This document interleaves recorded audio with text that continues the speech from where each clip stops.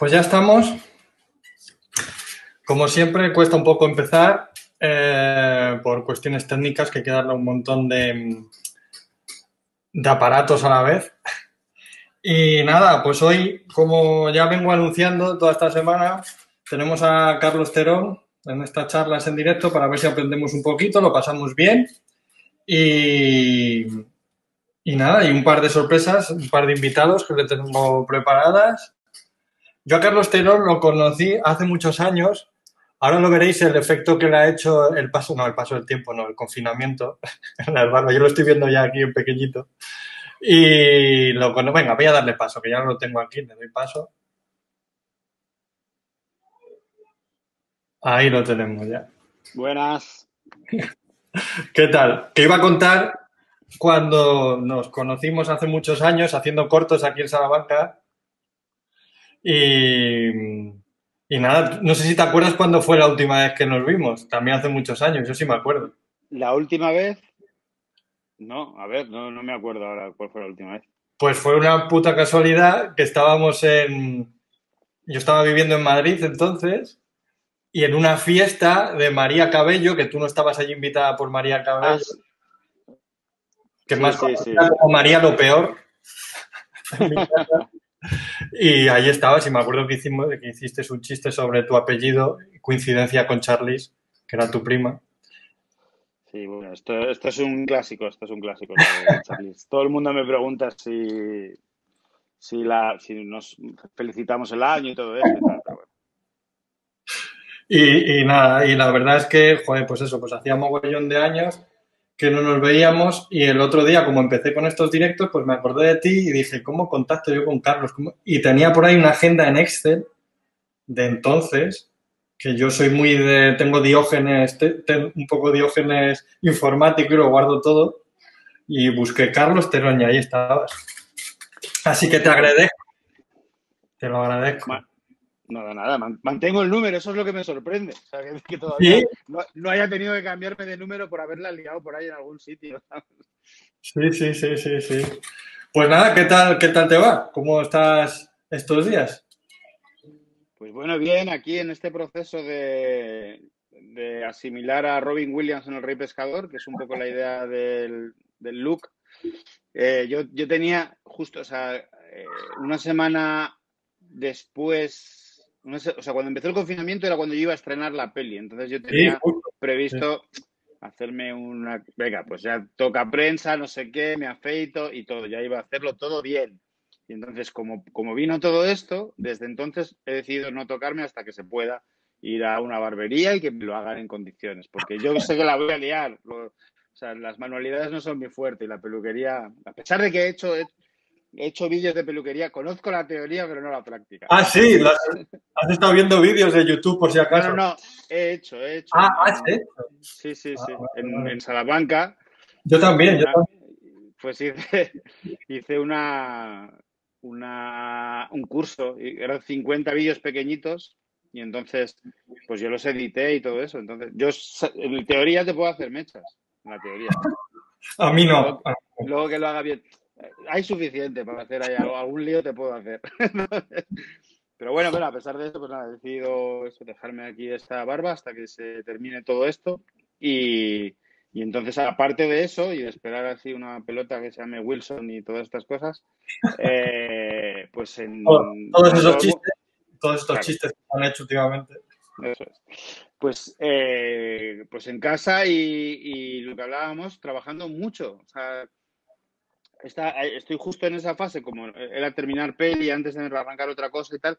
Es ese momento en el que, en general, o sea, se desarrollan proyectos o se intenta hacer un poco de preparar lo que pueda venir después. Entonces, hay mil cosas abiertas, trabajo muchísimo, pero o sea, con que saliera un tercio de lo que estábamos preparando sería suficiente, porque es eso, ahora todo el mundo está como aprovechando el tiempo para terminar guiones o escribir, entonces estoy a eso, a 2 reuniones diarias, 3 reuniones, viendo un poco todo, hay cosas que están más avanzadas, cosas que menos, entonces bueno, más o menos equilibrar, así que no me aburro, bastante ocupado.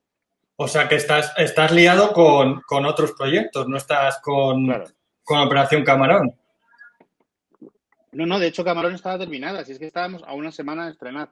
Ah, claro, Entonces, claro. Y la estrenabas el día 13, claro. claro, yo la había terminado un par de días antes de que saliera. O sea, había terminado de todo, los créditos, el último tal, todo eso. Pues, o sea, estaba calentita, estaba recién terminada. Y pues vino esto. Al principio fue todo como un poco raro, todo el mundo diciendo que eran unos exagerados en Mediaset y tal, pero luego, mira, parece que Eso, tenían la razón. cómo lo viviste todo eso?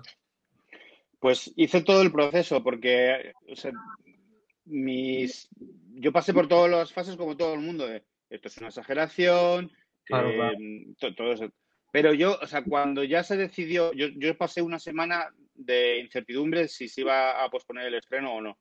Y fue un chunga, o sea, no era una cosa fácil, dices, pero bueno, claro, tampoco es mi decisión, me consultaron alguna cosa, pero no pasa nada, o sea, solo me informaban más que consultar, es decir.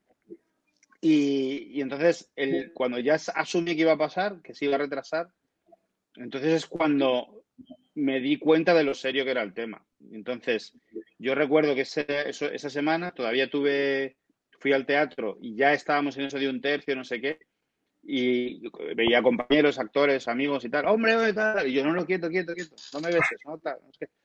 Y decía, pero no me digas que eres un histérico de esos. Y digo, no, no es eso, no lo estás entendiendo. Porque yo, claro, como ya había pasado, yo lo asumí y me di cuenta de lo grave que era el asunto. O sea, si Paolo Basile decide que es mejor posponer el estreno, ojito, porque este sabe bastante de lo que habla.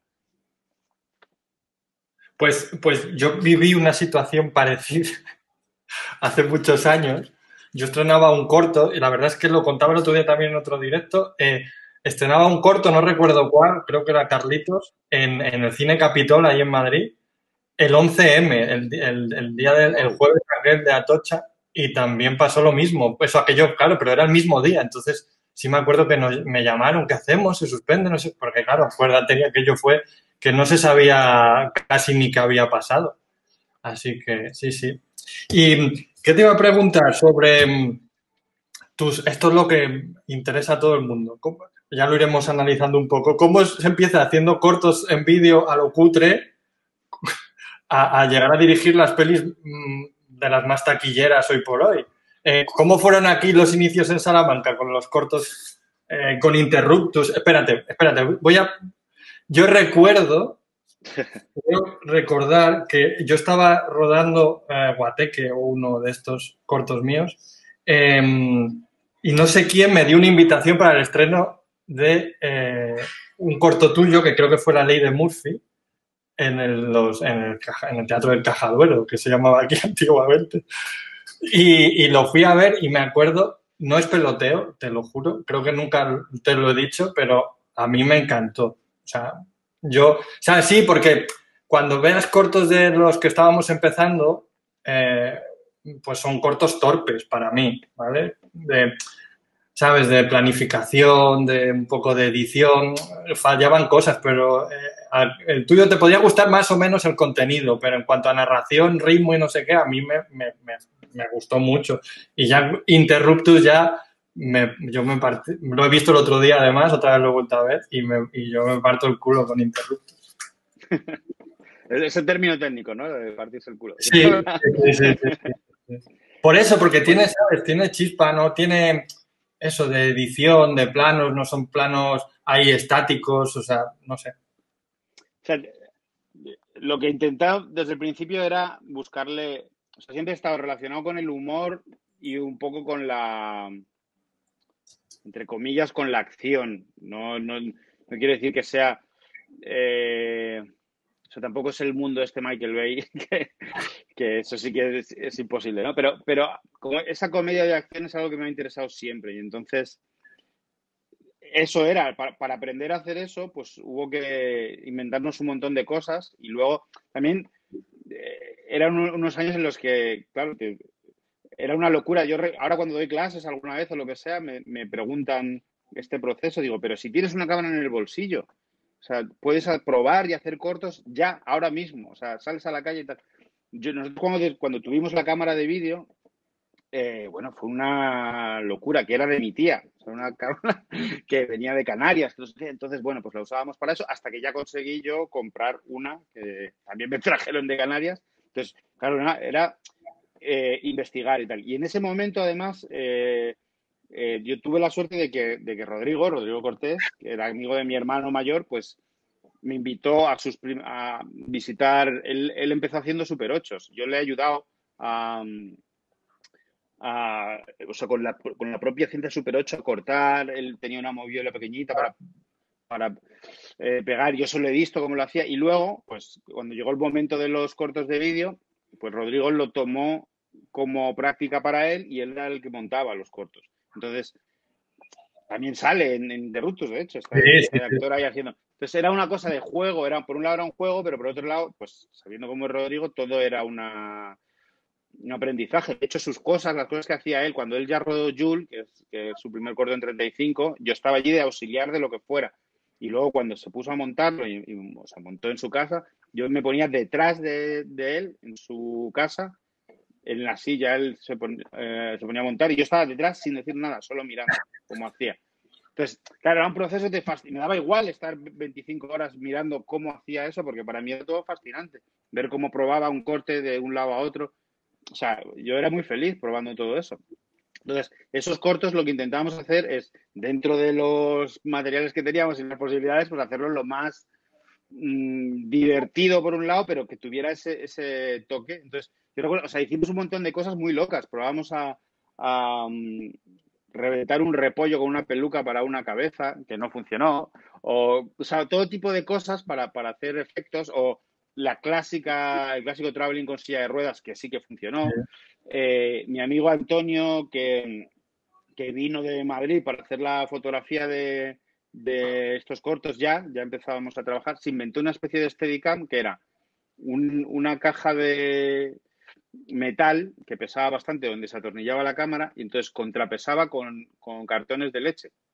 De manera que él había encontrado la manera de sujetarlo por un lado en el que estaba flotando, pero más o menos estable, y él podía manejarla y llevarla de un lado a otro. Entonces, Y esos funcionaba, ¿eh? juegos, Y claro, sí, funcionaba, sí, ¿eh? todo el principio de Interruptus, que van caminando por la calle, que solo se ven los pies de los señores que van caminando, se van uniendo otros y llegan hasta una farmacia, pues eso lo hicimos con ese aparatejo que se inventó y algunos de los movimientos de los travelings y tal, que era pues es una especie de steady para poder hacer movimientos complejos que no se podían hacer con la silla de ruedas, por ejemplo. Entonces, claro, había esa mezcla. Por un lado era muy divertido, porque estabas unos días en un sitio con gente, con colegas, haciendo, bueno, lo clásico de los cortos, pero por otro lado era investigar y aprender mucho. Yo aprendí muchísimo de esos cortos porque yo quería hacer no sé qué que había visto en alguna peli, pues me obligaba a Bueno, exprimirme a ver cómo lo hacíamos y buscábamos soluciones, pues a veces mejores, a veces peores. Por ejemplo, para los tiros descubrimos una cosa muy sencilla, que era coger las bolsitas de PVC y entonces las llenábamos con la sangre esta falsa y colocándola de tal manera en el puño, sabíamos que ejerciendo determinada presión reventaban. Entonces al explotarlas salía el joder. chorrete de sangre. Entonces lo que hacíamos era, por ejemplo, si era un tiro en el hombro, alguien se ponía detrás escondido. Entonces, en lugar de salir del propio agujero, porque no podíamos hacer eso, salía de atrás. Entonces Y, salía y y daba la sensación de que era un tiro. el otro día viéndolo, claro, vi también lo del final, que sale el fuego y tal, y yo pensaba, joder, yo por ejemplo, si me hubiera planteado esa idea en aquel entonces, no lo habría hecho, porque digo, ¿cómo cojones hago, sabes, esto del fuego? Pues lo del fuego en realidad es muy sencillo. O sea, pues Hace gasolina fuego y salta. y mechero. ¿Sabes? Lo que hicimos es que pedimos ayuda a los bomberos y entonces se portaron muy bien y nos ayudaron, sobre todo, o sea, primero porque queríamos que la calle estuviera mojada para que reflejara, pues, el clásico de la fotografía nocturna. En general, cuando se quiere hacer algo un poco estético, se mojan las calles para que reflejen y sea más bonito. Entonces, fuimos pidiendo ayuda hasta que ya vinieron y nos regaron la calle y luego nos dijeron, bueno, pues venga, ahí, si haces esto así. Tengo que decir que luego esa mancha se quedó unos añitos y es la parte de atrás, o sea, está al Sí, lado donde viven mis padres, o sea que Y esta cosa muy clásica de Salamanca, cuando ya yo estaba reventado, habíamos movido un coche, que habíamos pedido permiso, la grúa no venía, bueno, mil cosas, eran las 5 de la mañana, se me hacía de día y tal, y entonces estamos debajo de un puente, en la parte de arriba del puente, de repente se oye, ¿se mete una opinión? Un señor con un cubata, fenomenal, ahí llevaba un rato mirando, diciendo, si le vas a poner eso, digo, pero, o sea, hasta este borracho por la calle me va a decir lo que tengo que hacer. Hombre, claro, ya sabes, Pero sí. bueno, muy bien. Seguro que te preguntaron que para qué era, que si era para la Gaceta, que eso suele ser una... Esto es un clásico. Esto es Sí. un clásico. Esto cuando lo echen. También, eso también. Oye, pues mira, tú, uno de los invitados sorpresa que te tenía, que te he dicho, a ver si te acuerdas de él, seguro que sí. Yo he trabajado con él, tú también has trabajado con él. Todo a Salamanca hemos trabajado con él. Espérate, espérate, que ahora no me funciona. Vaya. Dame 5 minutos que lo voy solucionando. Muy bien. Espérate el que está esperando, ¿vale? Quería también que me contaras, no, que no te parece flipante cómo ha avanzado la tecnología. Tú contabas lo de la Steady, lo de las cajas de leche y no sé qué, y ahora por 4 perras tienes un gimbal que se llama, que te hace Sí, la sí, sí. función. Sí, sí, bueno, o sea, me siento viejo por eso, porque he visto... O sea, claro, yo he empecé a hacer los primeros cortos los hacíamos sin móvil. O sea, cuando Rodrigo hizo Joule no teníamos móvil la gente. Entonces, ya solo eso me parece un flipe. Porque decías, a tal hora en tal sitio y la gente iba, aparecía. O sea, era una cosa, no era una cuestión de cada 5 minutos avisar y tal. No, no, todo esto funcionaba de una manera que sorprende ahora mismo, cosa que no, sin mail, sin estas cosas. Y no te digo ya en cuestión de cámara y sobre todo de precios, porque era imposible plantearse hacer un corto o algo así sin dejarse la vida de dinero. Nosotros lo que hicimos, los primeros cortos fueron muy baratos, y entonces como fueron funcionando, pues con lo que ganamos en premios, no sé qué, nos financiábamos el siguiente un poquito más ambicioso, un poquito más grande. Pero ahora mismo es tan sencillo. O sea, la calidad de imagen que me da el propio teléfono es más que lo que teníamos nosotros cuando empezábamos, lo cual es una locura. Claro. Y hacer estas pruebas, estas cosas que se aprenden. Uno no aprende realmente el eje visual y estas cosas hasta que no la caga, y entonces cuando de repente no te montan dos planos, eso es tan sencillo de aprender ahora que me tiene fascinado. Sin embargo, hay cosas bueno, han cambiado la forma de rodar. Hay un documental que hizo hace ya unos años que presentaba Keanu Reeves sobre el paso al digital, ¿no? Cómo ha cambiado el mundo del paso al digital. Yo lo he notado en los rodajes, sobre todo. Antes pasaba una cosa, es como el negativo era tan caro, se establecía una especie de liturgia y una concentración que ahora mismo no se puede, porque ya no se valora igual. Entonces, cuando se rodaba, se daba motor y empezaba a pasar el negativo, que era carísimo, todo el mundo estaba concentrado intentándolo hacer bien a la primera, tal. Ahora se prueba más y se juega más, porque como el digital se supone que no cuesta, lo que cuesta es el tiempo. Entonces, hay veces estos ensayos rodados, o sea, se tienen menos respeto, digamos, al momento del rodaje en sí. Pero también sirve para muchas cosas. En realidad, puedes hacer 5 tomas seguidas sin cortar, y si lo gestionas bien, también tiene su parte positiva, eso de poder hacer muchas tomas y todo eso. Ha cambiado. Yo creo que en general la narrativa no cambia, o el proceso es más o menos parecido, cambia la forma de hacerlo, la forma de abordarlo. Y estas cosas que hace que sea más barato, pues tienen sus ventajas y sus inconvenientes. Es como el mundo digital, ahora o sea, la evolución de los efectos en 3D es un proceso que de repente hay cosas muy guays y luego cosas horrorosas. Pero bueno, es algo que está siempre en constante evolución. Vamos a hacer una pequeña chapucilla, ¿vale? Uh-huh. Te voy a cortar 2 minutos. ¿Vale? y volvemos en 2 minutos, ¿vale? Pues lo arreglo para meter al invitado y seguimos, ¿vale? Yo aquí me quedo en stand-by. Vale, muchas gracias, Carlos. Ahora. ¿Cuánto? Fíjate, yo no tenía barba. Pareces un santo varón, un santo varón. Tú estás igual. Sí, ya. La profesión va por dentro, tío. Te estoy oyendo y rememorabais la escena del fuego de Interruptus. Algunos nos quemamos las pestañas. Tiraos allí, ¿te acuerdas? Joder. Porque era muy realista, Carlos Lorenzo, digo. Aquel sí. No era un poquito de gasolina, no. Teníamos la gasolina alrededor, ¿verdad? Sí, así. Haciendo los mercenarios. Es verdad. Te vi hace un par de años, tal vez, en Madrid, pasabas con otro y dije, pues eso, como Gila. Carlos, volvieron la cabeza 4 o 5 menos tú. Pero... Vaya. Oye, que enhorabuena por tus éxitos y tal. Y esto de el último estreno, pues en cuanto pase el asunto, para allá vamos.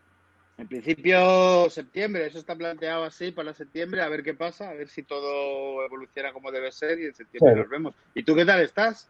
Pues yo sigo haciendo cosas, estoy escribiendo teatro y lo hacía hasta como tú ya has dejado de hacer cine, yo teatro, pero sigo igual, haciendo locuras. Tenemos una cosa de neurociencia y magia y humor ahí con un mago y estamos moviéndonos por ferias científicas y tal, bueno, de todo, y leyendo y escribiendo y dejándome las barbas.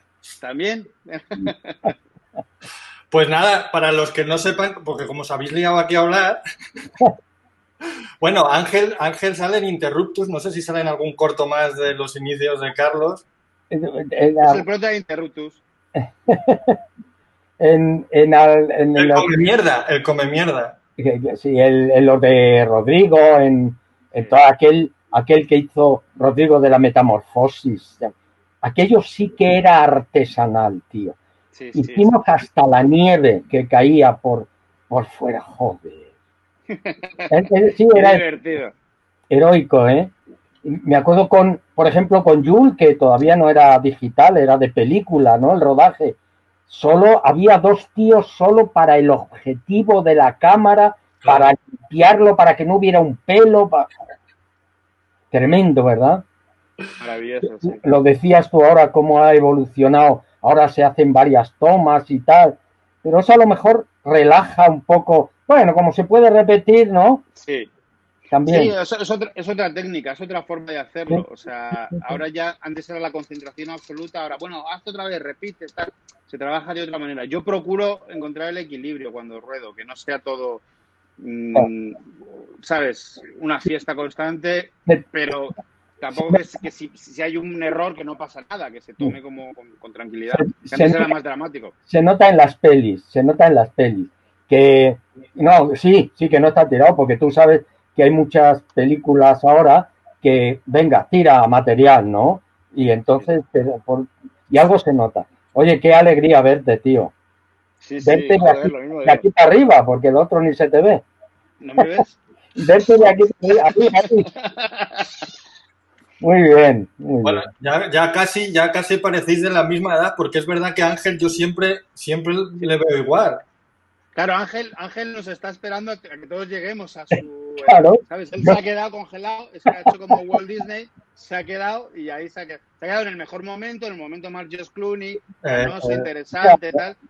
Y todos a por él, a ver si le alcanzamos. Pues aquí os espero. Claro, esa clase no es fácil de alcanzar. Nosotros creemos que con la edad y tal, no es lo mismo. Oye, Ángel, ¿cómo veías tú cuando Carlos y yo, pero bueno, ahora estamos hablando de Carlos Terón, cuando en Interruptus se veía que tenía las cosas claras, os va a decir, no tenía ni puta idea? No. Se veía que tenía las cosas claras. Rodamos además con lo que él dijo, con una cámara de vídeo ya muy pequeñita, que él se empeñaba en decir, esta cámara, aunque la veáis pequeñita, es igual de importante que si fuera una cámara así de grande, ¿te acuerdas? Y no, estaba muy claro y las escenas muy curradas. Eso que dice de la Stegi, esa, es verdad, lo hicimos ahí en las Salesas, en los jardines de las Salesas y luego en La Vega, y es verdad que estaba cargado con cartones de leche. Sí, sí. Pero, ¿Cuánto tiempo más o menos no recordarás? Porque yo no me acuerdo de cuánto pude estar grabando un corto de estos de hace 20 años, pero ¿cuánto tiempo estuvisteis para hacer eso? Yo qué sé, hombre, lo hacíamos pero por lo menos 8 o 10 días, ¿no? Rodando, digo. Sí. Yo creo que un poco menos, pero más o menos, sí, por ahí. Yo creo que serían... Un fin de semana largo, a lo mejor, de viernes a domingo, así, sí. Y lo hacías ya del tirón, o sea, no hacías fines de semana sueltos, sino todo este vídeo. No, lo hacíamos del tirón porque nos cambiaba el aspecto, es como los actores de Hollywood. Cambia el aspecto y no... Es verdad, y me acuerdo de también ahora que comentabais lo de los tiros, me acuerdo de Madai Méndez, que estaba allí, le pegaron un tiro aquí también con la técnica esa de la explosión de la sangre, estaba muy bien, y además estaba muy currado, nosotros nos lo tomábamos muy en serio, siempre, ¿te acuerdas? Totalmente en serio, sí. Otra cosa es los medios. Claro, este tiro era diferente y este lo hicimos, la técnica de este, porque se veía en pantalla todo el rato, era una bujía de modelismo pegada a la mecha de un petardo y el petardo o sea, recubierto con la bolsa de sangre. Y entonces ella estaba protegida con una placa, que había probado eso. Entonces ella no sabía exactamente cuándo iba a venir el tiro. Nadie lo sabía porque enchufabas la bujía y cuando se calentaba, o sea, podía ser en cualquier momento. Pobrecita. Es verdad. Ahora empiezo a entender muchas cosas, porque yo no me lo curraba tanto cuando hacía cortos. Entonces entiendo por qué a Carlos le ha ido bien y a mí regular. Sí, hombre, sí te lo currabas, mira. No tanto como eso, ¿no? Carlos, te voy a explicar una anécdota que tengo de un rodaje de Carlos Lorenzo que se llama Guateque del 66. Había una escena que yo que hacía de militar, irrumpía en un guateque de mi hija y tal, y entonces sacaba la pistola y al sacar la pistola se me tenían que caer los pantalones y quedarme en calzoncillo. Y por más que sacaba, los pantalones no se me caían. Y entonces Alfonso Mendiguchía, se tiró en el suelo y me cogía los pantalones por el culo y cuando yo sacaba la pistola, él tiraba de los pantalones y aquí. Bueno, no compares eso con lo de los disparos. Eso sí era artesanía. Claro, son efectos especiales. Ya sea Mendy por el suelo o una bujía, efectos especiales. Además de que tenías que decir, bueno, en esta escena me voy a quedar en calzoncillos para que nadie se descojone durante el rodaje. Enseñaba los calzoncillos, me daba una vuelta, todo el mundo familiarizado ya. Pues venga, ahora lo hacemos. Así es, tío, tremendo. Bueno, Ángel, pues muchas gracias. Muchas gracias a vosotros, Carlos. Me alegro mucho de verte. Muchísima mierda para todo lo que hagáis ambos. Gracias, igualmente. Un beso. Un abrazo. Chao.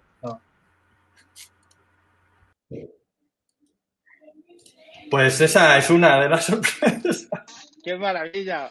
Hacía un montón que no veía a Ángel. Sí, bueno, yo a Ángel le veo más a menudo que tú, claro, todavía sigo aquí en Salamanca.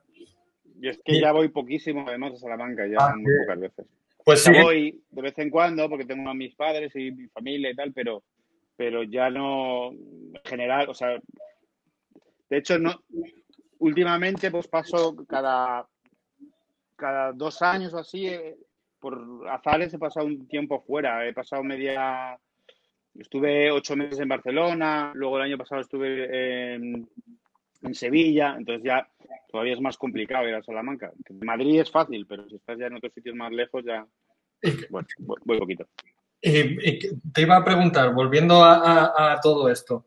Bueno, eso, ¿qué tal? Porque estuviste en Barcelona con la serie de Mira lo que has hecho. ¿Cómo es? Es que como todo el mundo la llama la serie de Berto, ¿es así? Sí, yo la llamo Mira lo que has hecho o la serie de Berto, sí. Acá. Sí. ¿Y fue cuando has estado viviendo en Barcelona? ¿Okay? Sí, estuve al final 8 meses. O sea, ya me quedé allí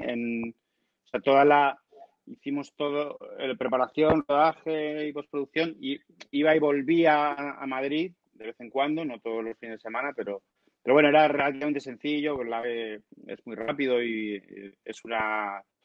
Ya le cogí cariño, ya aprendí a trabajar. El AVE era el sitio donde mejor se trabaja del mundo. O sea, te sientas, tus cascos, tu portátil o lo que sea. De hecho, yo trabajaba con un iPad pequeñito, ya tenía una técnica para abstraerme completamente. Y entonces, esas horas, esas 2 horas y pico que apagabas el teléfono, porque la cobertura va y viene, eran las más productivas de toda la semana. Joder. Y, oye, ¿y cómo pasas? O sea, tú, como hice yo, y como hacemos todos, estás haciendo los cortos en vídeo, bla, bla, bla, y dices, me voy a Madrid porque quiero dirigir. ¿Cómo pasas ese tiempo hasta que empiezas a dirigir de verdad? Pues mira, lo primero que, o sea, yo llegué a Madrid o sea, había terminado a ver cómo hice esto. Sí, yo, o sea, terminé la carrera y estudié Historia del Arte y entonces al terminar la carrera es cuando ya, digamos, venga, pues ya lo voy a intentar, porque yo había llegado a un acuerdo con mi padre, estudia primero una carrera, luego no sé qué. Lo que a Entonces, todos, sí, sí, lo que a lo todos. de todos. Entonces yo acabé la carrera y me fui a Madrid y entonces ya ese verano ya había hecho la ley de Murphy e Interruptus. Entonces Interruptus nos fue bastante bien de festivales y de hecho yo el primer año en Madrid terminé Interruptus y de hecho yo vivía de los premios. Joder. De los premios que había ganado de Interruptus. De eso, ese fue mi primer año, vivía de eso y entonces intenté estudiar en una academia, intenté entrar en la ECAM y no entré. Hice la prueba esa de los 8.000 y estábamos ahí un montón de gente y no sé qué y no entré. Pero luego, al estando allí en Madrid, lo que hice fue conseguí ir a hacer las prácticas de la ECAM. Eso es lo que hice.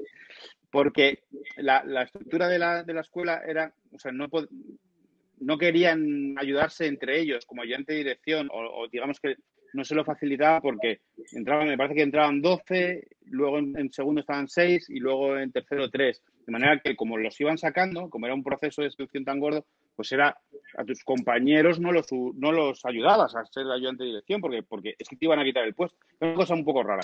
Entonces yo entré ayudar a uno como ayudante de dirección y empecé a hacer las prácticas, todas las prácticas las hacía yo porque como ellos no querían, entonces iba yo a hacer prácticas, empecé haciendo prácticas de primero, luego de segundo y así, y estuve haciendo unas prácticas y ya llegó un momento en el que había algunos profesores que me veían tanto por allí en la cafetería o preparando o rodando, lo que sea, que creían que estudiaba ahí. Y entonces sí, en serio. Sí, sí. Entonces, pues eso, ese primer año empecé a hacer eso. Ahí es verdad, ahí es durante ese año es cuando terminé Interruptus, o sea, a la vez que los primeros meses fue esa parte de acuerdo con mi padre y luego ya acabé Interruptus, empezamos a ganar premios y tal. Y luego, después de eso, era la época de las ETTs y entonces yo empecé a hacer trabajos de ayudante de dirección en cortos, cosas que no cobrabas. Entonces, para sobrevivir, yo trabajaba en cualquier curro absurdo y terrible, como repartir cestas de Navidad. ¿Ves lo que llamamos nosotros las neveras, los frigoríficos, que son las estaciones de repetidores de los móviles, que hay que subirlos a las azoteas de los edificios?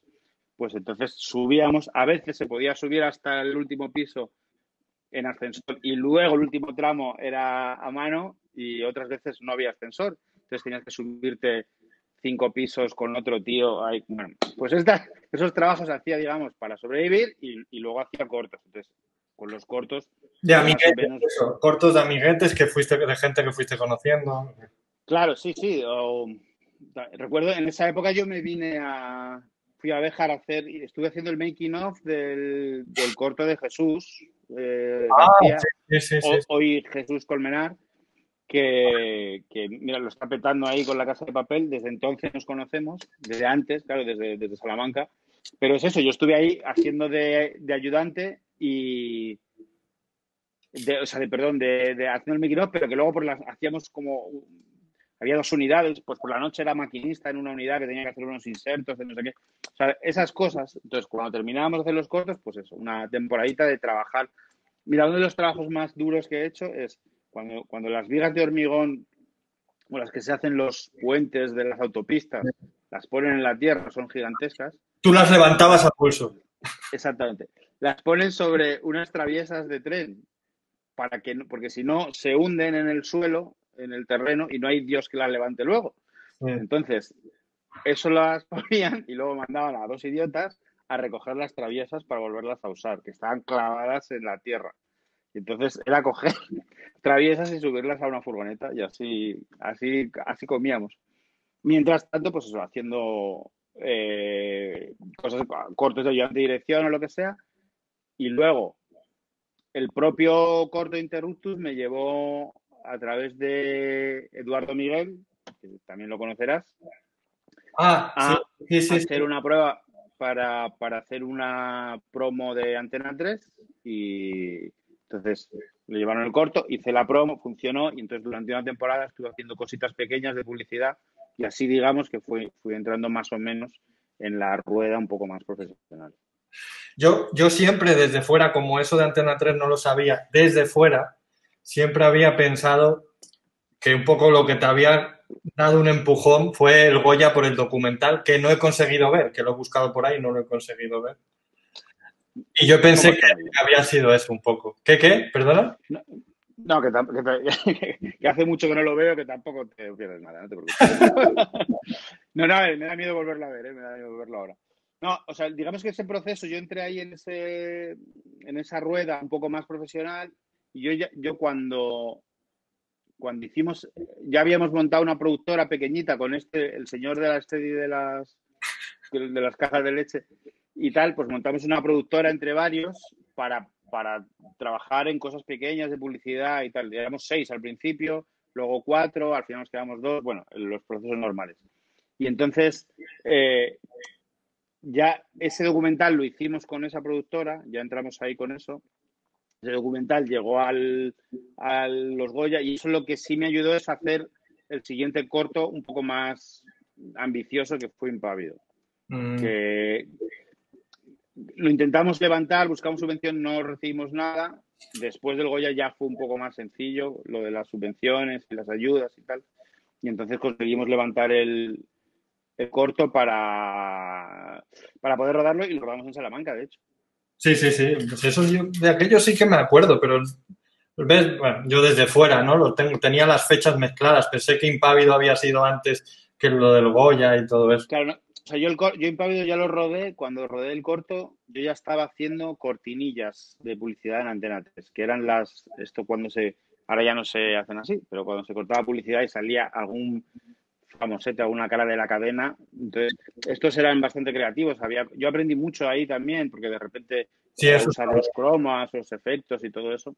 Entonces, hice unas cuantas y bueno, pues fue un proceso muy interesante. Pero fue eso, cuando yo estaba ahí más o menos fijo, entre comillas, fijo, o sea, con cierta seguridad, pues me empeñé a hacer en otro corto, que es un poco la clave de todo esto en general, siempre es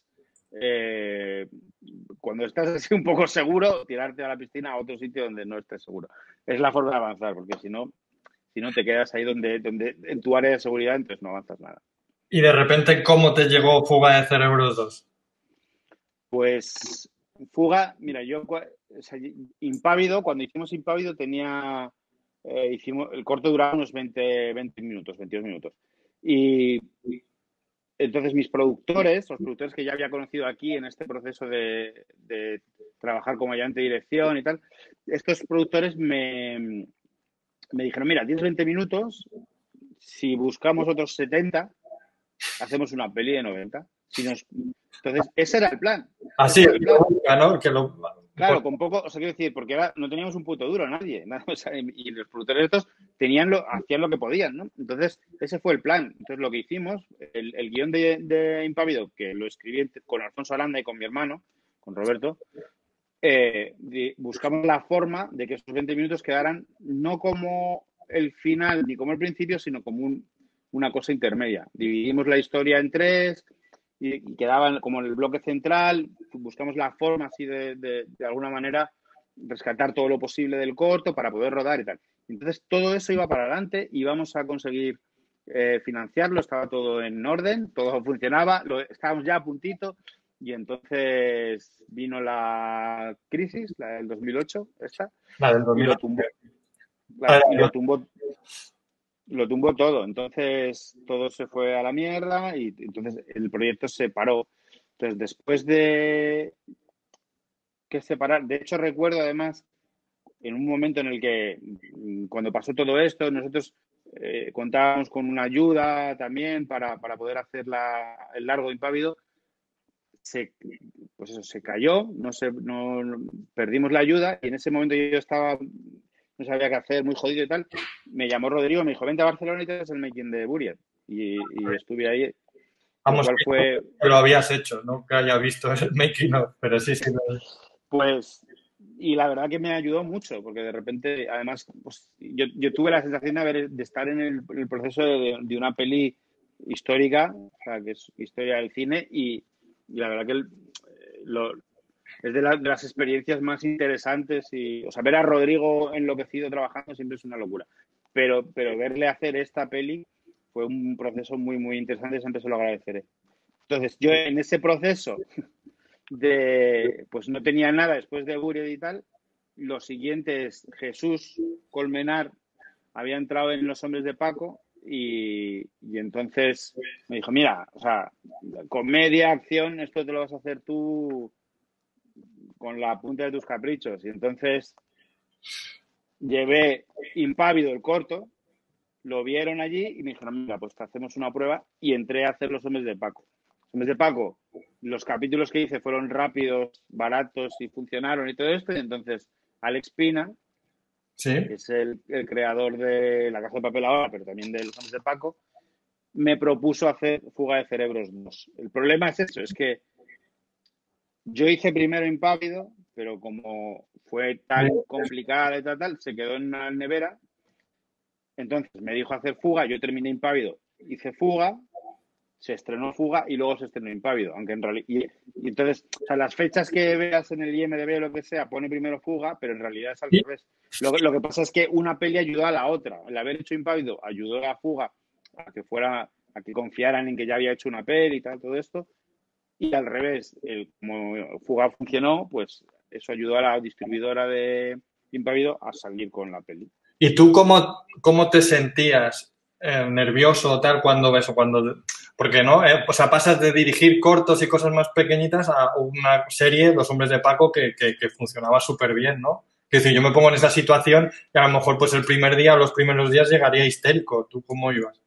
No, esto no se pierde nunca. O sea, esto lo he hablado con todos los colegas, todos los amigos directores que tengo y esto no se pierde jamás. O sea, el complejo este del farsante, dices, todos los días de rodaje, todos los días que llegas, a mí especialmente me sucede el primer día de rodaje cuando veo exteriores o lo que sea, que veo que llegan camiones, un montón de gente y tal, ese día dices, ya, es hoy es cuando se dan cuenta de que no tengo ni puta idea. Me mandan a casa, dicen, muy bien, chaval, nos has engañado hasta aquí, pero vete a engañar a otro. O sea, todos los días sientes que es eso, que eres un farsante, que le estás quitando el puesto a alguien que sí que sabe hacerlo.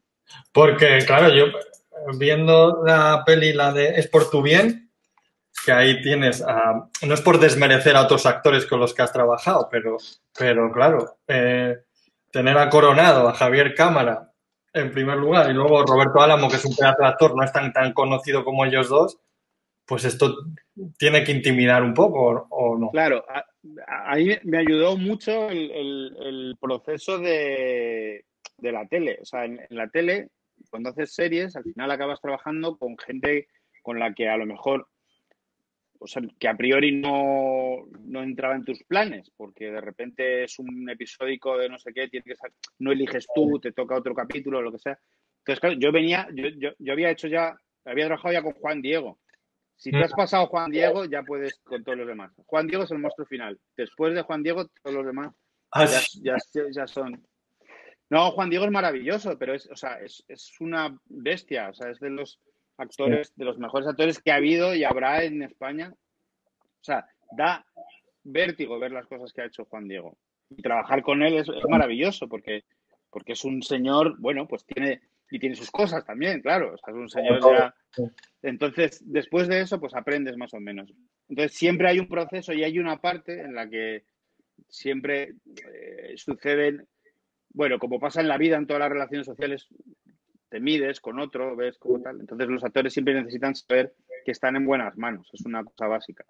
Entonces, al principio de estos rodajes, necesitas que confíen en ti, que ellos noten que sabes lo que haces. Entonces, este proceso también pasó con estos tres, como con todos los actores. Quiero decir que también tuvieron su momento ahí, o el momento que están más, como nos pasa a todos también, más revoltosos. Entonces, pues esos son los únicos problemas que de alguna manera gente como esta puedes tener. O sea, yo recuerdo, por ejemplo, un día rodando una cosa con Coronado. Coronado es muy, muy, muy currante, muy metódico y estudia mucho, siempre lo lleva todo hiper preparado.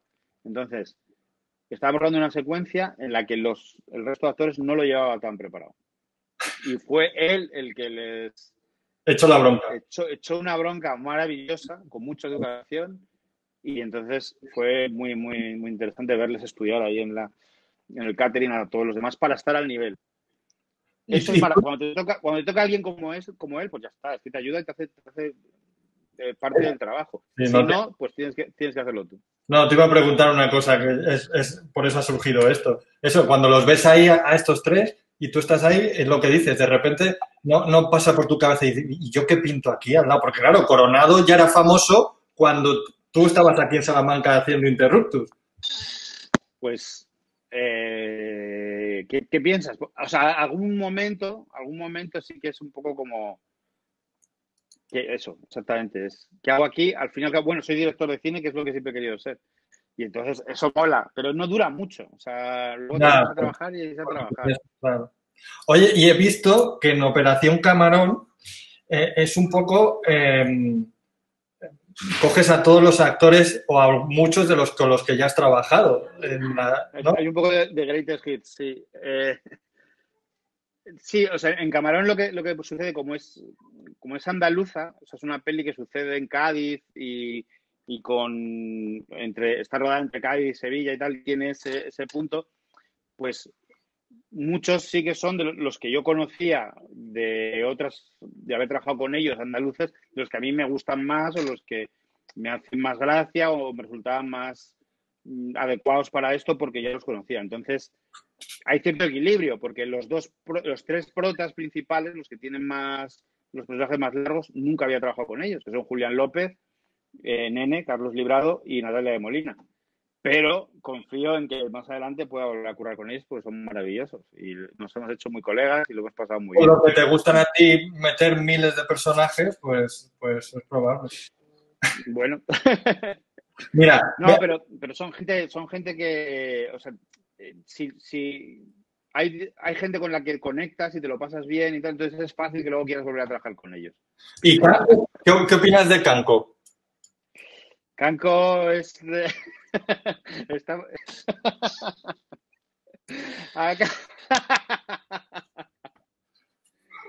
No te oigo. Ah, espera, un segundo. Ahora sí. Ahora. A ver. Es que esa risa de Canco la tengo que oír, claro. Qué suerte has tenido de tener este pedazo elenco. Maravilloso, maravilloso. ¿Qué pasa? Muchas gracias. Hostia, muy bien. Perdón, amor, ¿me haces un favor? ¿Me traes el cargador de la tablet? Que estoy a punto de que se me corte esto y es la mayor cagada que puedo hacer en el día de hoy. Bueno, no, todavía me da tiempo a hacer alguna más, seguro. Escucha, Carlos, es que, tío, iba a entrar aquí a saludarte y le he dado un susto aquí a tu amigo porque estoy en clase de bonsai. Mira, ahí la tengo. Pero podemos charlar y tú seguís haciendo ahí el señor Miyagi, no pasa nada. Oye, hostia, que me mato. Madre mía, hablar de cine con a mí me daría miedo, tío. Sería como hablar de música con Diego Manrique, uno de los críticos más grandes de España. Hombre, No, estamos charlando de nuestra vida, básicamente. O sea, puedes contar todos tus problemas con... A mí lo que me sorprende es que estudiando en Salamanca llegaseis a estudiar. Es que ¿sabes lo que pasa? Que vivíamos en casa con padres que ponen horarios. Ese es el problema, claro. ese es el problema, claro. Que no es que viniéramos de... ¿Sabes que Salamanca es una universidad muy cosmopolita? Entonces la gente viene Sí. de Extremadura, todo el mundo. sí, no, es verdad que hay diferencia entre ser de Salamanca y venir a estudiar a Salamanca, ¿verdad? Claro. Hay mucha diferencia. Incluso ir a Salamanca para no estudiar. Sí. Es una posibilidad. De todas maneras, esto ha cambiado mucho, ¿eh? De cuando yo era chaval, yo trabajaba pinchando en un bar, de cuando eso sucedía a lo que yo veo ahora ha cambiado muchísimo. O sea, los horarios son mucho más estrictos, se ha convertido en una ciudad de mucho turismo familiar, todas estas cosas que antes...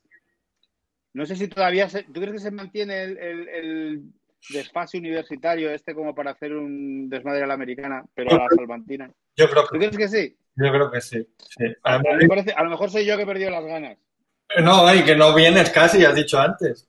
Claro, es verdad. Ya, Es verdad, ¿podemos decir que Salamanca es la Magaluf de la península? Estaría guay porque sobre todo hay muy pocas piscinas. Entonces todo el balconing que hagas es definitivo. Es el último. Al cemento. Al río, es al río. Oye, Canco, ¿cómo conociste a Carlos? ¿Tú te acuerdas? ¿Qué, perdona? ¿Cómo conociste a Carlos Terón? Yo lo conocí con Fuga de Cerebros, con la 2, con la buena de las dos.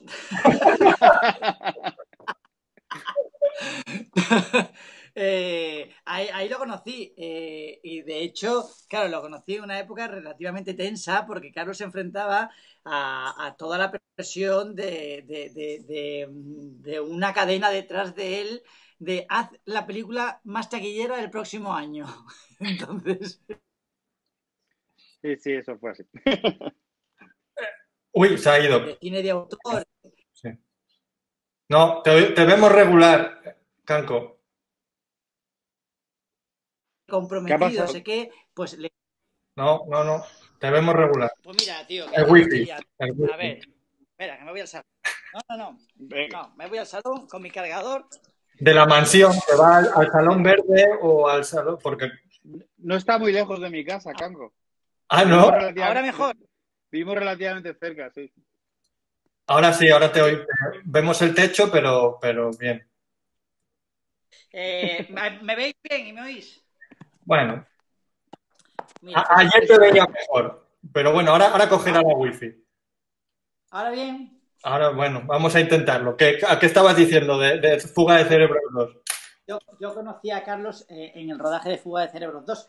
Yo me identifico mucho con Carlos porque creo que Carlos es un director de cine de autor, de cine de estas películas que en la FNAC te venden los cofres estos en blanco y negro y con la cara de Carlos. Lo que pasa es que le ha tocado vivir en un mundo y en un año y en una época en la que por circunstancia hace muy bien el cine comercial. Entonces, yo lo que quiero es que dejen de ofrecerles películas taquilleras, que pase una racha de esas malas de alcohol y de drogas y esto. Como ahora. Y que haga esa película que tiene que hacer, que luego evidentemente se meterá un batacazo en taquilla y todo, pero que será una grande de esas películas que quedará para la historia del cine español. Qué maravilla. ¿Cómo se nota? O sea, cuando alguien te quiere, es que uno es feliz. O sea que te eligió para Operación Camarón Ya por amistad, ¿no? Dijo, venga, ya que vamos a darle trabajo a Canco. Yo creo que no, porque yo genero dinero, o sea, me refiero. No, fue por cauces oficiales, o sea, casting, tal proceso y tal. Y entonces decían, ¿qué te parece Canco para este personaje? Venga. Hombre, la verdad que cuando ya has trabajado con alguien, pues evidentemente, si por lo que sea has estado cómodo y crees que te va a cumplir los objetivos, pues lo llamas para trabajar, evidentemente. Yo, más que encantado con que Carlos me llame, porque a mí una de las cosas que me gusta de Carlos es que yo, que suelo trabajar en proyectos muy comerciales, te encuentras que a veces mientras ruedas, el ambiente de trabajo está más pensando en cuando esté terminado y se distribuye el proyecto que durante el proyecto. Es decir, Carlos valora la película in situ y le da valor a los personajes, a las tramas, a todo, que es de agradecer, que muchas veces como, hostia, parece que estoy aquí haciendo una película porque ya saben que va a funcionar. Y es como, hostia, vamos a cuidar la película antes de vender el pescado. Y cuando he trabajado con Carlos, que han sido en dos proyectos taquilleros y muy comerciales, yo he trabajado esos proyectos como si estuviera haciendo una película de Wong Kar Wai. Claro, que De eso es lo Juancar, de bueno, Juancar. el valor que tiene la película. Y luego ya, si encima es taquillera y es divertidísima, pues mejor. Te lo digo porque he trabajado en proyectos, en otros proyectos donde aquello parecía que da igual decirlo así, que decirlo así, que hacerlo así, como da igual, digo, vaya mierda. Y, O sea, a ver, lo que sí es, o sea, como yo ya lo conozco y tal, y sé lo que aporta, hay un momento que es muy divertido o sea, trabajar, sobre todo en esto de comedia, darle forma a la secuencia y probar cosas. Y, o sea, Canco, que es un tío muy creativo y que siempre está proponiendo y tal y cual, creo que es la forma de sacarle todo el partido, que es lo que yo no entiendo, que es verdad, eso sucede a veces. Dices, bueno, traes a no sé quién y que haga lo que sabe hacer y ya está. Hombre, no, vamos a trabajar, vamos a darle un proceso a esto y a entenderlo todos y jugar con esto y darle forma. Y eso es, la verdad que es muy gratificante y trabajamos muy a gusto. Es siempre divertido trabajar juntos. oye, Canco, desde Fuga de Cerebros 2 hasta ahora Operación Camarón, o sea, del Carlos imberbe que llegó a Fuga de Cerebros tembloroso al Carlos de ahora, ¿ha cambiado mucho? ¿Ahora da más órdenes o cómo es? ¿Manda Yo, más? no, yo creo que la clave de la dirección de Carlos es justamente que no te obliga, te convence. Ah, sí. ¿Es cáncer? ¿Eres cáncer? No. Es un cáncer para la Yo sociedad. Eso Sí. está claro. soy un cáncer terrible. Ahora ya es peor decir soy un virus. Soy Aries. Ah, que los cáncer dice que somos así, que conseguimos las cosas pidiéndolas, poco a poco. Sí, sí, mira, hay una cosa que se dice mucho. Yo es que estudié astrología un año aquí donde me ves. Eh, te lo juro, te lo juro. El cáncer, o sea, el cáncer es emocional, ¿vale? El cáncer puede convencer a un Leo que el Leo es un líder, pero un líder a la sombra de un Aries. Es decir, Leo el Leo da las órdenes al oído del Aries para que el Aries dé la cara y las ofrezca al mundo. Pero luego, si hay que cortar las cabezas de los gobernantes, cortan la cabeza del Aries, no la del Leo. Claro, claro. Y detrás del Leo hay un cáncer. Yo. O sea, estamos qué, doblemente protegidos. qué maravilla, qué maravilla. Oye, qué guapo estás, Canco, macho. A ti te Pues sienta muy bien el confinamiento. estoy abandonado. Te voy a decir que me encanta que he recibido mucho piropo, al que tampoco suelo estar muy acostumbrado, y, y fíjate que es justamente al abandonarme y al intentar no sacar. Pero es verdad, o sea, cuanto peor, mejor. Para ti, el suyo beneficio, no sé qué. Pero es verdad que estás muy bien, es que se te ve fenomenal. Muchas gracias, muchas gracias. Me voy a dejar este look ya de por vida. No, ya la próxima peli que hagamos, yo lo que voy a pedir a maquillaje y a vestuario es que te dejen dormir en el coche. Y ya está. O Hombre, sea, escúchate, mira, para el próximo presupuesto que tengas para cine, es muy probable que alojamiento no haya. O sea que, ¿sabes? Rollo de, señores, queremos hacer una película, ¿verdad? Vale, pues solo tenemos dinero para la película. Olvidaros de catering, olvidaros de hoteles, olvidaros de todo. ¿Queréis hacerla sí o no? Y cuando en Fuga de Cerebros 2, ¿qué te decía? Oye, no quiero que te parezcas nada al Baraja, o al contrario, te decía, tienes que ser como el Baraja. No, eso es todo lo contrario. Yo creo que todo el mundo, tanto dirección como el propio actor, quiere huir de un personaje que ya existe. De hecho, es la dificultad y de hecho es el riesgo de que un director confíe en ti. Porque lo normal es que la producción y la dirección no se quieran arriesgar a coger a un actor que Es el Barajas. es probable que esté encasillado. Entonces, directores como Carlos, los actores que hemos tenido la suerte de trabajar durante muchos años haciendo un papel, salimos a los balcones a aplaudirles como a los sanitarios. Porque que confíen en ti más allá de que hayas hecho un personaje en televisión es de agradecer. Cuando te preguntan, ¿este tipo de personajes te ha venido bien en la vida, te ha venido mal? Nos ha venido muy bien porque nos ha colocado en una posición mediática y de trabajo, pero también nos viene mal porque es que parece que más allá de ese personaje no puedes hacer nada en tu vida cuando nosotros empezamos a estudiar arte dramático queriendo hacer Hamlet, queriendo hacer obras de Tennessee Williams y de repente tú vas a hacer el Baraja el resto de tu puta vida. ¿Sabes? Oye, y yo, Se acabó Marlon Brandon en tu vida y tu referente y un Paul Newman a la mierda. ¿Sabes? oye, y yo que no tengo ni idea de esto. Cuando a Carlos le ponen un guión delante y tal, ¿cómo se elige a los actores? O sea, ¿te los impone el productor? ¿Se decide entre los dos, entre todos? a ver, o sea, hay un proceso y depende qué personajes y depende del tipo de proyecto que sea. Hombre, en Fuga ya venían dados, porque era la segunda parte. Lo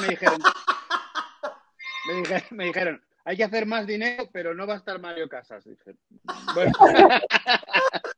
vamos a ver si es posible. No, o sea, el proceso en una peli así con pretensiones comerciales y tal es que se consensúe todo más o menos. En esta peli, por ejemplo, hemos tenido un poquito, en Operación Camarón, un poquito más de margen en algunos personajes, porque había un montón de personajes pequeños y tal, entonces, pero vamos, todo se consensúa.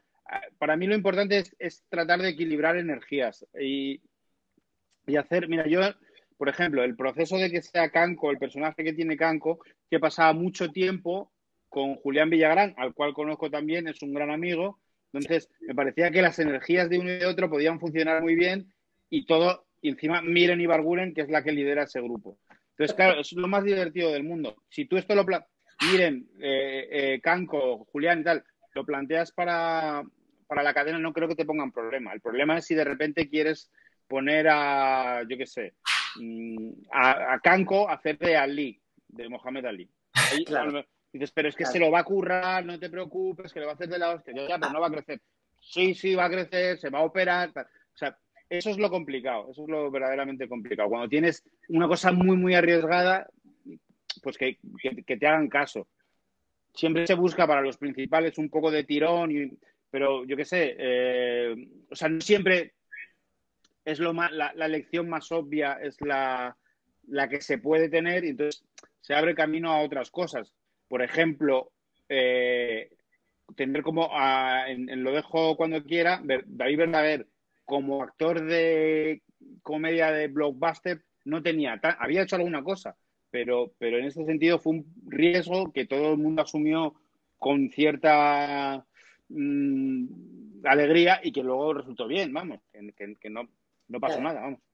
A ver, está genial cuando de repente confían y se arriesgan por parte, joder, de quien pone la pasta, que al final hablamos de muchos millones, ¿eh? Pero que también se entiende que quien pone la pasta diga que no, tío, que no. O sea, es que si sale mal, me arruino. O sea, olvídate, no es... Claro, pero cuando se arriesgan y de repente, pues cogen a Robert Downey Jr. para que haga de Iron Man. Cuando estaba todo el mundo en contra y realmente, si lo piensas, era obvio. Un tío que en esa época estaba desequilibrado con temas de drogas, con temas de tensiones, separaciones conyugales, o sea, es como, ¿y tú quieres que yo coja a este tipo y me la juegue en una superproducción multimillonaria? Pues yo entiendo que duden. ¿Qué pasa? Que de repente se arriesgan y cogen al mejor Iron Man que ha habido y se relanza su carrera. además es mejor porque es el único. Claro, totalmente. Pero en este caso, por ejemplo, lo de Kanko en Operación Camarón es casi, o sea, es más al revés, es casi un favor que Kanko haga un personaje que no es protagonista, sino que viene a hacer un personaje más pequeño y tal. Entonces, nadie me va a poner un pero con eso. O sea, Kanko viene porque es colega y entonces se mete en el lío y ya está. Y entonces todo el mundo encantado de que venga Kanko. Esa es la verdad, vamos. Y Bueno, también lo he hecho porque creo que saldrá una secuela del equipo policial. Yo, la verdad es que creo que disfrutaría mucho haciendo esa película. Solo de polis y tal. Muy divertida. oye, ¿y cómo esperáis que funcione Operación Camarón? Quiero decir, porque temblarán un poco las piernas a lo mejor, o ya no. Quiero decir, después del exitazo de Lo dejo cuando quiera o de Fuga de cerebros. Yo creo que ahora lo que preocupa no es tanto. Yo creo que la película es éxito asegurado porque tiene una fórmula sabrosa y va a gustar. Lo que me preocupa es ver ahora cómo va el tema después de la pandemia mundial, que esto es como antes de Cristo y después de Cristo. Eso es lo que me preocupa, saber si la gente va al cine, si no. Yo no sé si de repente, esto me lo estoy inventando, de hecho ni he hablado con Carlos ni nada, si de repente, esto es Mediaset, ¿verdad, Carlos? Sí, señor.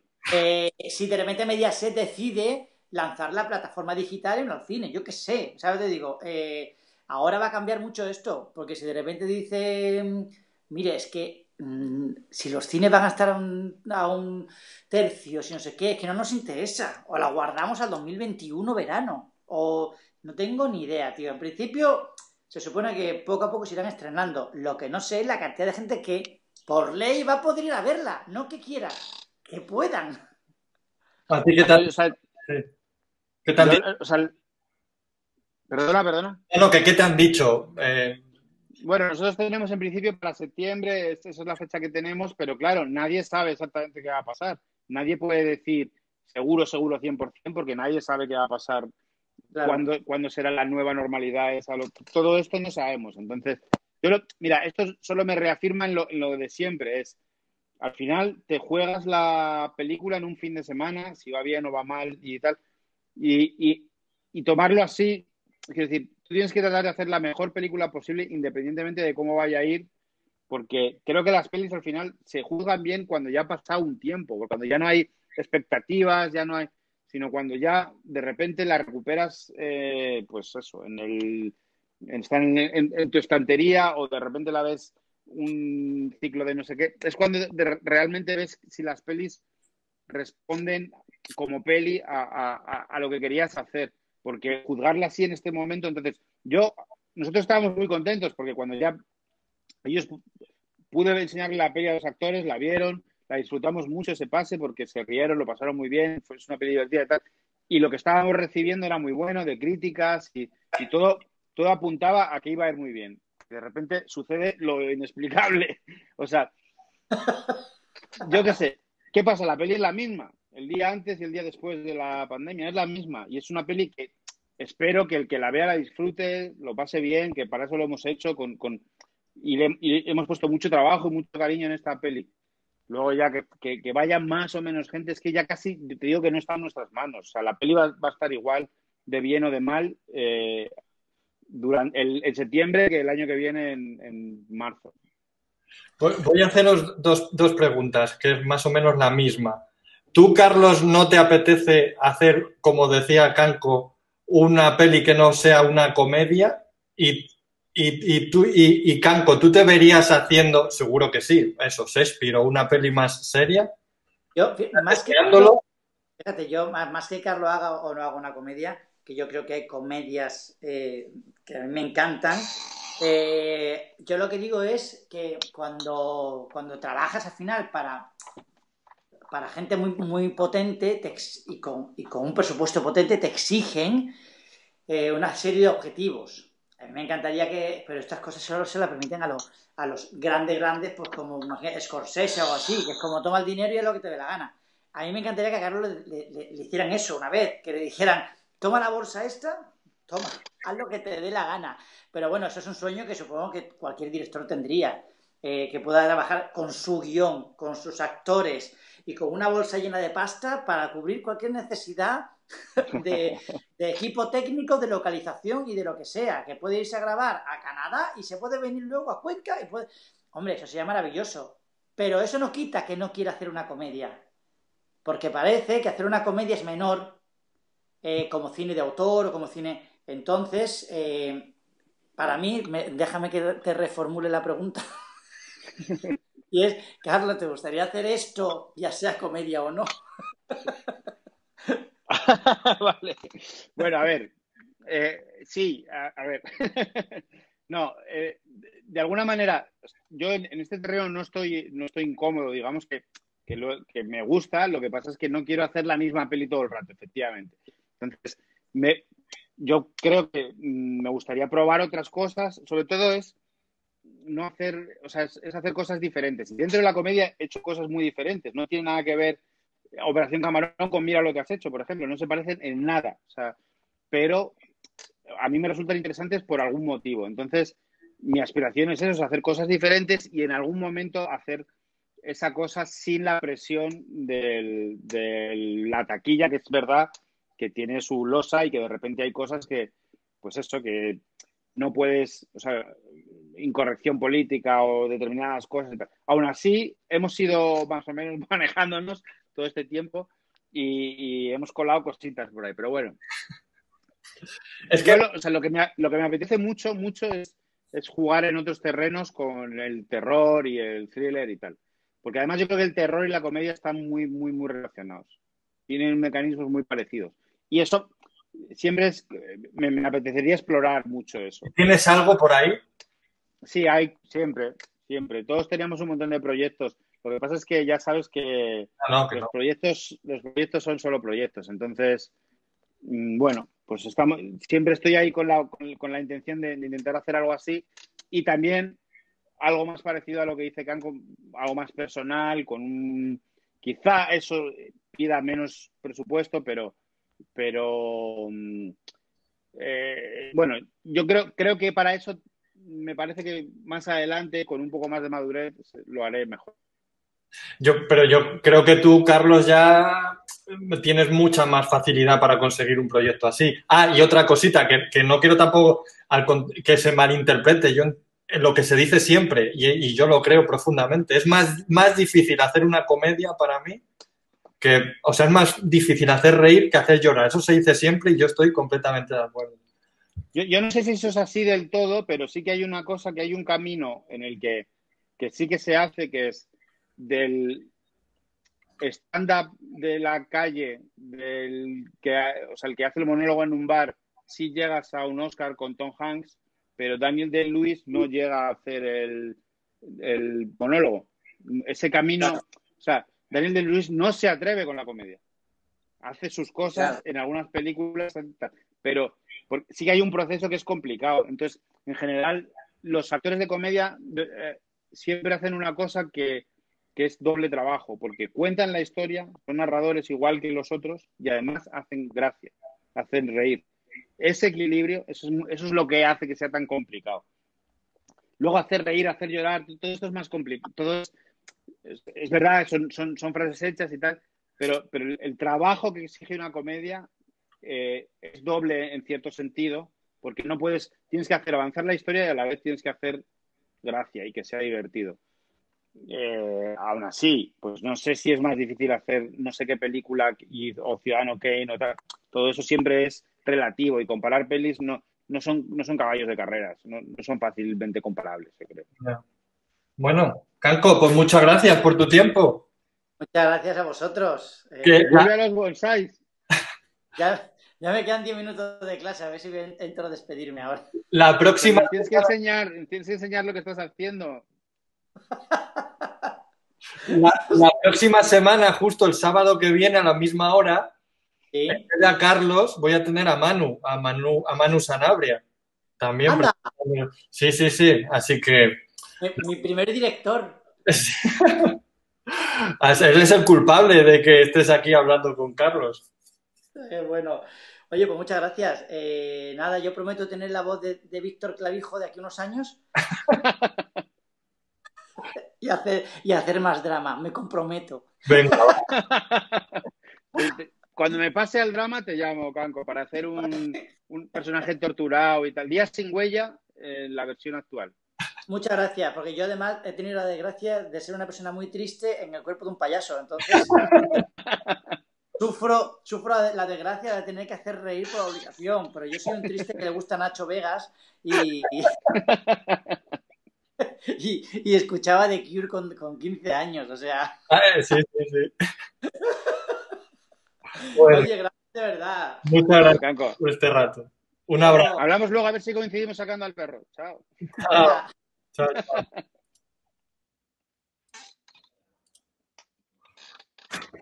Pues a ver, ya queda poco de qué hablar. Solo quería comentarte que ahora con todo esto de Netflix y de todo esto del streaming y tal y cual, ¿tú crees que hay más posibilidades, más oferta, más para todo aquel que está empezando, para el que está, no sé, ¿va a ser más fácil encontrar trabajo o no? No sé qué va a ser de aquí a un año, porque todo este proceso puede ser muy complicado, toda la recuperación y todo esto. Estamos ahora pensando cómo van a ser los rodajes y no es nada fácil de imaginar ahora mismo, pero yo creo que en ese sentido el audiovisual en general el español es el mejor momento que ha tenido nunca. En el sentido industrial, me refiero a que hay más oferta y hay más posibilidades de trabajar y cada vez que doy una clase, lo que sea, hablo con gente, hay más vías de desarrollar, de aprender realmente en un rodaje, de realmente ver cómo funciona esto que nunca. O sea, no solo hay más ficción, hay más de todo. Me refiero a que cómo se está hablando, cómo se ha abierto las posibilidades de los youtubers, todo el mundo hace cosas audiovisuales. Entonces, si lo que te interesa es el cine o las series o la ficción, no es nada descabellado pensar en llegar a trabajar en esto. Que creo que cuando yo empecé era más difícil de entender, porque era menos gente, había menos oferta, había menos... En mi época esta yo me crié en los 80 y tal, ese cine de fantástico y tal, ahora se hace aquí, se hacen películas y se hacen series y se hacen todo tipo de cosas que cuando yo era crío era impensable, entonces creo que sí que es un buen momento para trabajar en esto. ¿Y tú qué le aconsejarías a alguien que es al Carlos Terón de hace 20 años o de 25 años? Alguien que esté empezando. Hacer cosas, o sea, básicamente es hacer cosas, probar, hacer cortos, todas estas cosas que hablábamos al principio de cómo te haces los tiros, cómo la steady esta que se inventó Antonio, todas estas cosas, lo que hacen es ayudarte a entender la verdadera gramática del cine. Entonces, si tú te pones a hacer ahora, quieres hacer un corto en el que cuentes simplemente, ahora que estás en el confinamiento, dos muñecos que se dicen cosas, que los doblas, que no sé qué. Ahí aprenderás, quieras o no, el eje visual. Cuando te pongas a montar si funciona o no funciona. O los tamaños de cuadro, la angulación, todo eso, lo puedes estar aprendiendo sin más con el teléfono, simplemente. O sea, No. entonces, todo el mundo ahora con sus contrapicados de estar en casa, dices, no, funciona mejor si levantas Todas estas cosas las puedes ir aprendiendo ya sin necesidad de hacer nada, ni ir a un curso, ni ir a ningún sitio. Entonces, yo intentaría hacer cosas, no te digo o sea, saltarte esa cosa de todo el mundo quería ser David Lynch con el primer corto, y entonces intentar hacer cualquier historia pequeña. En mi caso, yo lo hice a través de la comedia y contando cosas, entre comillas, poco, no sé cómo decir, poco ambiciosas. Me refiero a que era a nivel de contenido. Sin embargo, técnicamente eran más ambiciosas. Entonces aprendí mucho de esa manera. Yo pondría el acento en eso, en intentar hacer cosas, trabajar. Si no puedes rodar, escríbete un guión. Y solo Robert Rodríguez dice una cosa que es: tú ponte a trabajar, que ya la inspiración vendrá después. Sí, eso lo decía Picasso también. Sí, sí, sí. Sí, o sea, él lo que dice es: haz lo que sea. Entonces, él demuestra que ha hecho muchas porquerías y muchas cosas que no molan, pero ha hecho otras cuantas que sí molan. Entonces, él valora más estar trabajando que no el dar en el clavo. A no ser que quieras ser Erice. Y entonces, haces una peli cada 15 años, todas obras maestras, pero bueno, no sé. Yo creo que no es lo aconsejable si estás empezando. Ya. Pues nada, pues muchas gracias. No te quiero quitar más tiempo de confinamiento. No. O sea, me gustaría que me quitaras tiempo de confinamiento, pero no vas a poder. Pues muchas gracias. Ha estado súper guay. Me lo he pasado muy bien y he aprendido un montón. Así que espero... Muchísimas gracias. Igualmente me lo he pasado fenomenal y bueno, siempre es una alegría. Saber a Ángel y a Canco, pues es como hacer un flashback de... Parece que he muerto y estoy viendo mi vida en imágenes rápido. Así que espero que no tardemos 15 años en vernos. O 20. Sí, señor. Esperemos y que nos veamos en la calle. Sí, y hagamos... Yo tengo una teoría de que el nuevo porno va a ser reuniones de gente que se ve y se da la mano. Hombre, ¿qué tal? O se abrazan. Va a haber gente viendo eso. Entonces, que podamos hacer porno. O como en el cuento de la criada, ¿no? Que nos vemos en el supermercado y vamos a estar mirando así al mostrador y hablando entre nosotros. Exactamente. Bueno, un abrazo grande y muchas gracias. Pues un abrazo y que vaya muy bien. Besos a todos. Chao. Hasta luego. Chao. Bueno, pues esto ha sido todo por hoy. La próxima semana, como ya he dicho, bueno, el martes primero estaré con Edgar Reyes, un videógrafo mexicano que edita vídeos como vamos, maravillosamente bien, y con Gus Faraldo, otro videógrafo gallego que también, bueno, es una maravilla, os lo recomiendo. Estaremos pasándolo bien y charlando el próximo martes a las 7 de la tarde, porque claro, en México a esa hora son las 10 de la mañana, hemos tenido que adaptarlo. Así que nada, y el sábado que viene a esta misma hora, a las 12:30, con Manu Sanabria, director de la fiesta y de muchas otras series. Un abrazo, gracias. Si os gusta, por favor, compartidlo y dar a likes, muchos likes. Me gustan los likes y que me sigáis. Un abrazo. Chao, hasta luego.